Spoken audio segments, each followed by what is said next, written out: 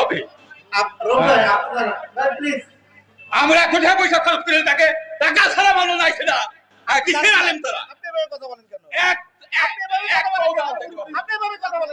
ওইভাবে বলতে হবে টাকা ছাড়া মানুষ নাই সকালবেলা টাকা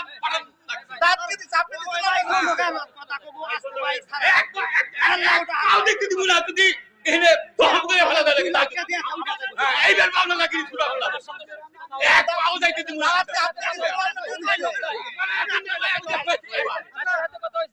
না কম দেয়া যায় আমি দেখব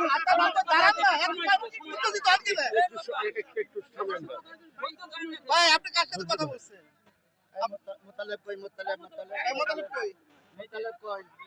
কথা শোনেন, আমার কথা শোনেন আগে আপনি আমার কথা শোনেন।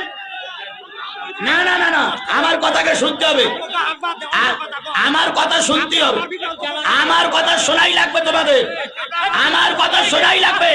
তোমরা গরু হিসেবে আমার কিনে নিয়ে শুনি না ভাই, না বলতে দেন, আমার বলতে দেন, আমার বলতে দেন। এই যে রৌফ ভাই বলেছে না টাকা ছাড়া বক্তা আসেনি, এটা বক্তাদের একটা দুর্নাম, এটা বক্তাদের একটা দুর্নাম। আমি টাকা নিয়ে আসিনি, কথা ভুল কথা। আমি টাকা না না রাখেন রাখেন না আমার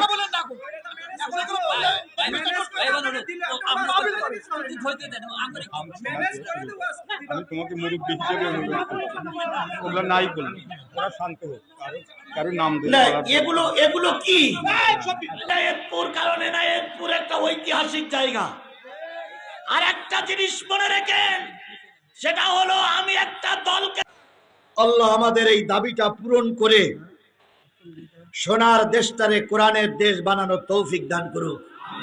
আমরা যে ওয়াদা করলাম এই ওয়াদা যেন আগামীতে আল্লাহ আমাদের স্মরণে রেখে চলার তৌফিক দান করেন। সকলে মিলে বলুন আমিন, আরো জোরে বলেন আমিন, আরো জোরে আমিন। আচ্ছা বলেন, আজকের মাহফিলে প্রধান অতিথি আলী আলম ভাই, মাশাআল্লাহ 10,000 বলে মনে হচ্ছে। আজকের মাহফিলের প্রধান অতিথি আমাদের গুরু, আপনাদের বস, আগামী দিনে এনায়েতপুর এবং বেলকুচির কান্ডারি জননেতা জনাব আলী আলম ভাই 10,000 টাকা। জোরে বলেন মারহাবা। আল্লাহ আলী আলম ভাইকে সম্মানের সহিত ইজ্জতের সহিত এই সমাজে মাথা উঁচু করে দাঁড়াই থাকার তৌফিক দান করুক। আর একটু জোরে বলেন আমিন, আরো জোরে আমিন, আরো জোরে। দেখেন নেতা হওয়ার ভিতরে যতগুলো গুণের দরকার তার ভিতরে একটা গুণ হচ্ছে নমনীয়তা। কি গুণ? নমনীয়তা। দুইজন নেতা আপনারা পাইছেন, একজন হচ্ছে বেলকুচির সাবেক উপজেলা চেয়ারম্যান, আর একজন হলো আগামী দিনের কান্ডারি। দুইজনের ভিতরে নমনীয়তা পাইছেন না পান নাই? নেতা ওই একজন সাধারণ লোকের পায়ে ধরে, এটা যেমন তেমন লোকের কাজ নয়।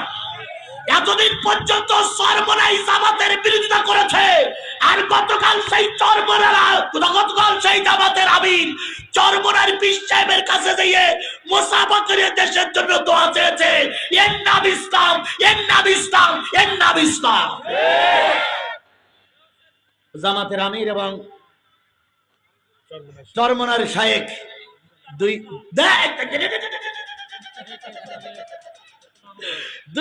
দুইজনেই আল্লাহর কাছে দোয়া করেছে আল্লাহ যেন দেশটারে ইসলামের দেশ বানিয়ে দেয়। আমরা এই জিনিসটা শুধু মৌখিক ভাবে চাই না, আন্তরিক ভাবে চাই। শুধু অন্তরের ভাবে চাই না, আমরা যেন অনতি বিলম্বে জামাতের আমির এবং ইসলামী শাসনতন্ত্রের শায়েখকে এক মঞ্চে দেখতে পাই। আল্লাহ যেন দুই ইসলামী স্কলারকে এক মঞ্চে দেখার তৌফিক দান করেন। আরেকটু জোরে বলেন আমিন।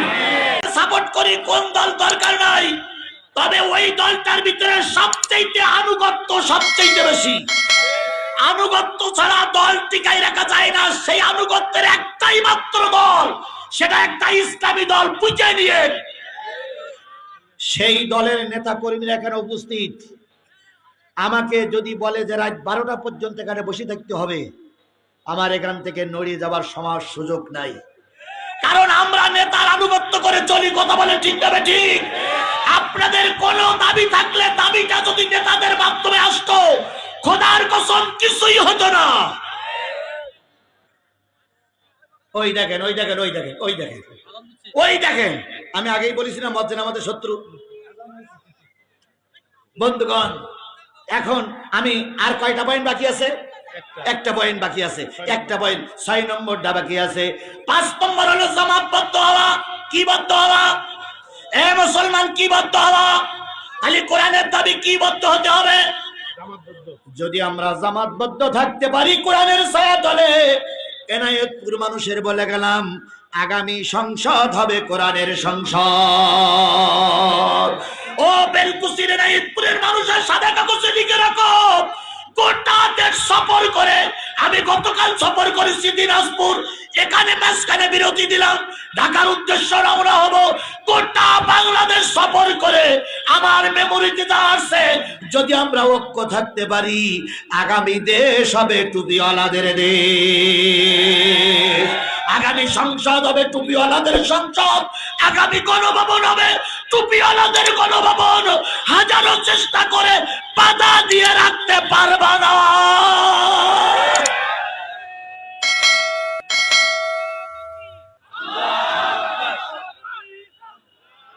আল্লাহ আল্লাহ আমাদের সেই পরিবেশটা দেখার তৌফিক দান করুক। তাহলে কোরআনের কয়টা দাবি? আরো জোরে বলেন, কোরআনের কয়টা দাবি? তার ভিতরে 1 নম্বর আমাকে কি করো? পড়ো। 2 নম্বর বুঝে বুঝে পড়ো। 3 নম্বর আমল করো। 4 নম্বর আহ্বান করো। 5 নম্বর জামাতবদ্ধ হয়ে যাও, ঝাঁটা হয়ে যাও। ওই ঝাঁটা দিয়ে গোটা বাংলাদেশের ময়লা পরিষ্কার করা লাগবে। কিসের ঝাঁটা? আরো জোরে বলেন, কিসের ঝাঁটা? কোরআনের ঝাঁটার ছায়াতলে আমরা সবাই থাকবো কি থাকবো না? আরো জোরে বলেন, থাকবো কি থাকবো না? তাহলে কোরআনের ছায়াতলে এসে ঝাঁটা হয়ে গেলাম, মজবুত হয়ে গেলাম, জামাতবদ্ধ হয়ে গেলাম। এই জামাতবদ্ধ কোরআনের ছায়াতলে থেকে আমরা বাংলাদেশের যত প্রকার ময়লা আছে সব ময়লা ঝাঁটু দিয়ে পরিষ্কার করে বঙ্গোপসাগরে নিক্ষেপ করতে চাই। কথা বলেন, আরো জোরে বলেন, ঠিক না বে ঠিক? আমরা পুকুর খোর আর দেখতে চাই না, আমরা বালু খোর আর দেখতে চাই না, আমরা গাঁজা খোর আর দেখতে চাই না, আমরা সাদাবাজি আর দেখতে চাই না। আমরা চাই কিসের সমাজ? আরো জোরে বলেন, কিসের সমাজ? আর এই কোরআনের সমাজ তৈরি করতে গেলে একলা জিহাদির পক্ষে সম্ভব নয়, একলা সোহেলের পক্ষে সম্ভব নয়, সবাইকে একত্রিত হওয়া লাগবে। 5 নম্বর পয়েন্টের আলোচনা শেষ।